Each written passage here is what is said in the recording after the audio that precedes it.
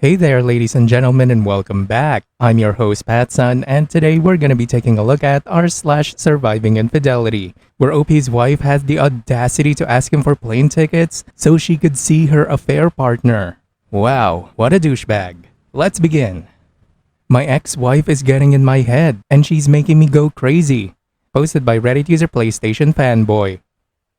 Backstory. My wife and I have been together for 14 years. We lived together in Seattle. She is from New York and I'm from Seattle. In 2020, her father was getting up there in age and his health was declining, so she made the decision to go back to New York to help take care of him. I wasn't happy about that. I gave her a hard time leading up to the move and during it. When we arrived to New York, I was much worse and distanced myself from her. She didn't like that. I didn't want to be there so much that when I'm going back to Seattle every 3 to 4 months and spending 4 to 5 weeks there at a time. She didn't like that either. When I am in Seattle, I am typically every busy. My day consists of waking up, go to work, go to the gym after work, go home, shower, eat dinner, go to bed. By the time I am settling in and getting ready for bed, it is around 9 p.m. With a 3-hour time difference, that would make it midnight out there and barely give me any time to talk to my wife at all. Again, she didn't like that. One day, she sat me down and told me that she wanted to separate. When I asked why, she cited the reasons I just listed.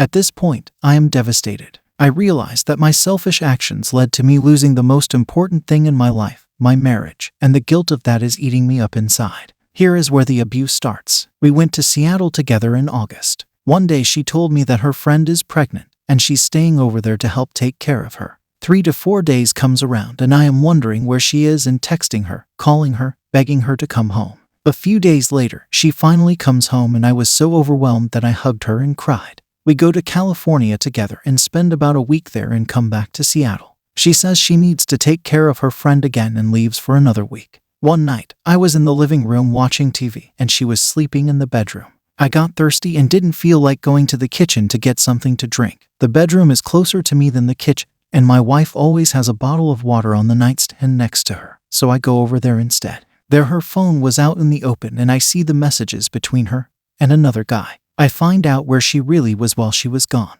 When I confront her about it, she told me that the attention that I wasn't giving to her, this guy happened to come along and was able to give it to her. It hurts not only knowing where she had been all this time, but she saw my emotions when she was gone and when she came back, but still chose to leave again. One night we were having dinner, and I was talking to her trying to convince her not to separate. This was before I found out that she was cheating. Keep in mind that I was consumed by the guilt of what I had done. She said that she was not changing her mind, and kept telling me everything I did that led to this. Throughout dinner, she kept telling me that I destroyed my marriage, and it was my selfish actions that caused everything to fall apart, and she hopes that I learn from this. Remember that I was already upset as is, but everything she said just made it worse. I completely lost my appetite and couldn't even finish my dinner. Soon after, I move out of New York and back to Seattle. Even though we're separated, we agreed to end on good terms and hope to remain friends. Our anniversary is coming up and we talked about maybe flying her out to Seattle to do something nice. She says that while she is out there, she might as well go see the other guy too. I asked her if she is serious, and she responded that it would be a wasted trip if she flies all the way out to Seattle without seeing him. Obviously, I am completely offended by what she said. I told her don't bother, and when she asked why, that offended me even more. I couldn't believe that she doesn't see why that would be considered disrespectful, and I had to explain that to her. Obviously, she gets mad and we take a break from speaking. A few days later we talk again and we eventually agreed that I go to New York to celebrate our anniversary. I go in there and I notice that all of the pictures that has me in it are taken down. Instead, they are replaced with pictures of her new guy and they are everywhere. When we were in California, we were in the car and I told her to put on whatever music she wants on. All of a sudden, she puts on these random love songs and she normally doesn't listen to them. I commented that she normally doesn't listen to this type of music, and she says that she feels like listening to it now. This was the same music that she listened to when she picked me up at the airport in New York, and this is the same music that she listened to when she took me to the airport. Come to find out that this was a playlist that her new guy had made for her. When I told her that this isn't okay, she said that these are just songs that she likes and it's not a big deal. I responded that no, they're not just songs. They are songs that obviously remind her of him. And I'm disgusted that she not only has been playing them while she took me to and from the airport, she played them when we were on vacation together in California. I eventually made her shut it off, but she gave me a hard time about it. It was about an hour-long ride to the airport, so we had a lot of time to talk and discuss things. She admitted that when we were in Seattle together that curiosity got the best of her and she just had to see what happened if she met the other guy. She said that during the time they spent together, he treated her so well that she finally felt what it was like to be happy. She commented that she looks forward to finally being happy because of the way that this new guy will continue to treat her. She also said that if I truly love her, I should want her to be happy. At this point, I feel like I am being belittled. She is rubbing him in my face and it is making me feel insignificant. It makes me feel like I wasn't able to support her. It makes me feel like I'm nothing. I have been talking to her older brother and sister throughout this whole ordeal. I don't know where I would be without them, but they have been there for me and supported me at my lowest point. I found out from her sister that she was planning on coming to Seattle in December and probably wasn't planning on telling me or seeing me. When we lived in New York together, she came with me maybe every 8 to 9 months or more. She was just here in August and all of a sudden, she wants to come 4 months later. Also, when we were planning her coming to Seattle for our anniversary, her plan was coming to Seattle for a week. Our anniversary is on a weekend, so she was planning on getting that out of the way and spending the rest of the week with the other guy. At this point, it is very evident where her priorities are. Even though we are not together, we have also been married for 14 years. This guy doesn't have nearly the history that her and I have, and it hurts watching me being pushed to the wayside for somebody that she's only known for a little over a year. I would also think that if she wanted to continue to remain friends, she'd at least want to see me. At this point, I don't think I can do it anymore. Even though we initially agreed to remain friends throughout this whole thing, she isn't even treating me like one. She is finding all of the parts that are emotionally and psychologically sensitive and just poking at it. It is almost like she is finding some sort of sick joy in doing this to me. I may not have treated her the best for the past few years, but everything I described above was just in the past 2 months alone and in my opinion, completely overshadow everything that I have done to her. She told me that she loves me and she will always love me, but this behavior isn't love, it's evil. It's gotten to the point where I have already made an appointment to seek a therapist and find professional help. I don't even want to be in Seattle any longer. Everything here reminds me of everything that happened. My wife, her cheating on me, her coming here and not even bothering to care to see me. As much as I would like to keep her in my life, I believe that it may be best for my own sake to cut her off. I hate that I am letting her consume me as much as she has, but I still really care about her and I always will. I just can't believe that somebody that supposedly cares about me is treating me like this. I also found out that she made her new relationship Facebook official since June of 2021. I was with her June of 2021. Her whole family knows this. Her dad also ended up passing November of 2021. I was with her that night. Her whole family was there with us, and she marks it as of June of 2021. What kind of reaction did she think that she was going to get? Thank you so much for reading through all of this, and I just want to know your thoughts here. Oh, OP, my man, I pity you. I truly pity you. You got stuck as her ATM and emotional support system while she's fucking another man. You poor, poor sucker. How's the simp life treating ya? Hope it's well. I'm sorry.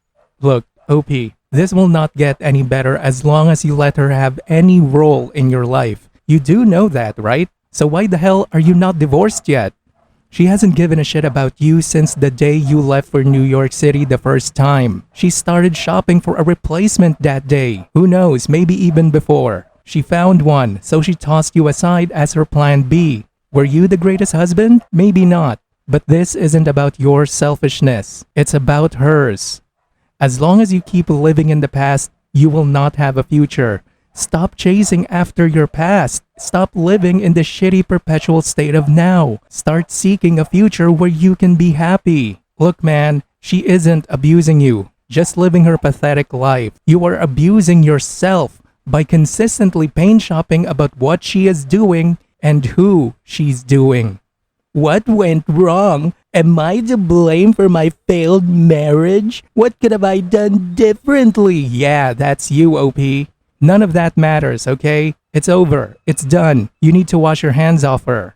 Look, if it's any consolation, I'll tell you something positive. She isn't going to be happy. She won't be happy with the new guy. He's just her new drug. She's in the affair fog. She will find that out soon enough.